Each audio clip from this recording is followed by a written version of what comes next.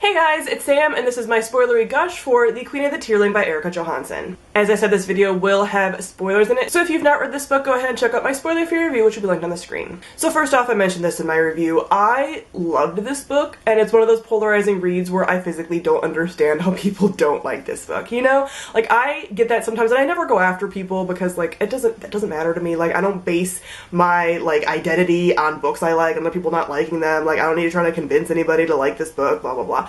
But it's one of those things where I watch negative reviews and I don't even get mad because I'm just like, I just disagree completely. Like, I just love this book so much and I'm so glad that I read it. And I thought I was going to like it based on a lot of my friends and people whose tastes I tend to align with liking it, but I wasn't sure because it is so polarizing. So I love this pretty much from the get-go. Like, I just like Kelsey as a character. I think she's just so interesting. She's so strong. She's so smart. I find her incredibly realistic with, like, her kind of, like, body self-esteem issues that she has, but that she also doesn't let that hold her back.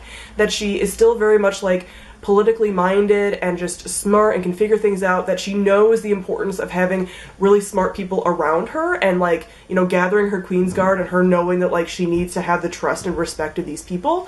So I just adored her. All those scenes that we had of her just being incredibly badass, being like, I know that there's gonna be consequences for this and I'm sure we're gonna see the consequences of this, but, like, getting rid of the slavery and just, like, not compromising really on her morals, I think that's a very, like, late teenage thing to do, and it's also incredibly brave, but there are also arguably repercussions for that, so I'm really excited to see more about that. I also really liked the crush thing she had going on and the, like, kind of connection that she had with the Fetch. Like, I'm still very intrigued about him because obviously we know that he's older and back from the dead.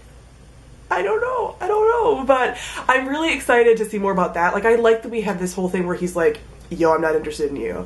And she's like, oh, but I just, like, pine after him. I think that's a very realistic situation. Like, obviously not everyone's gonna fall in love mutually with each other, and there's gonna be this kind of, like, sometimes you have these situations where, like, love is kind of unrequited, or, like, a crush is unrequited because obviously she's not in love with him, she doesn't know him. But stuff like that, so I'm really interested to see what happens with that. Obviously he's keeping his eye on her and seeing if she's, like, the kind of queen that he's been waiting for, which we kind of discover that she is.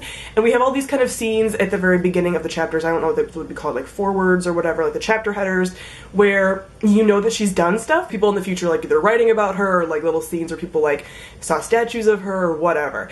So I just love that little element where we're like, we know things are gonna be okay, but we don't know how it's gonna necessarily get there. Will it be okay? I don't know. So I just love it. I just love everything about it. Like, I just had such a good time reading this book. Like, I tend to shy away from those books that are like, oh, it's like a future fantasy, and I'm gonna stop doing that because I realize that I actually don't mind that at all. Like, a lot of books that I've read that are these, like, kind of like future fantasy worlds, like our world as a fantasy world, kind of medieval times, but, like, has gone kind of, we've regressed a bit or whatever, but now we have magic. Like, I always like those worlds, but I always think I'm not going to, and I always do, so I'm not going to shy away from those anymore. I actually really like that element, and I think it's interesting. I like seeing, like, oh, what would happen, and all that kind of thing. I also liked all of her, like, Queen's Guard and stuff. Like, I love Lazarus, obviously, and I like Penn, and, like, they're just, like, a great band of characters, and I just adore all of them. Like, and again, I mentioned too in my review, like, I like the antagonist. I like the idea of the Red Queen and, like, what's gonna happen with her. Obviously, we don't see a ton of her in this book, but I think their, like, dynamic and relationship between her and Kelsey and their differences and similarities is going to be really interesting in coming books, so I'm really excited about that as well. I'm also interested to know, like, what happens and what made this whole, like, vow of secrecy between the Queen's Guard and, like, her foster parents and stuff, where she can't learn anything about her mom. Like, what did her mom do? We obviously found out that she was, like, a little more vapid and shallow than Kelsey was hoping, that she made some kind of bad decisions, that even her Queen's Guard admits that, like, she wasn't that good of a queen, but, like, what happened? Who's her dad? You know, we always have these, like, grand stories about, like, who's dad? Like, the parentage, blah, blah, blah. Like, it just makes me think of, like, Rey from Star Wars right now.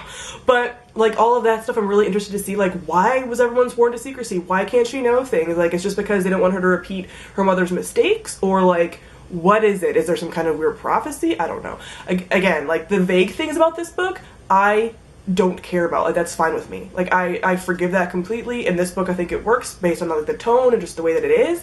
So the, like, vague magic and stuff, it doesn't bother me. The, like, miscommunication makes sense to me. Like, I'm fine with it, where in other books I might not be as okay with it.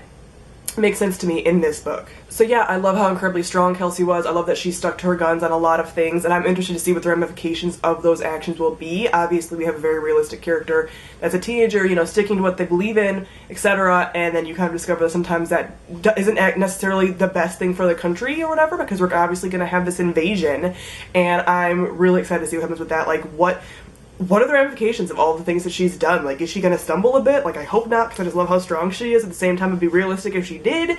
So I'm very excited to see what happens in the coming books with this series, and I'm just so excited that I finally started this series. Does it look like I've had a dog sprouting from my head like this entire review? Oops. So comment down below, let me know what you thought of the Queen of the Tearling. Thank you all for watching, and I'll see all of you guys soon. Bye!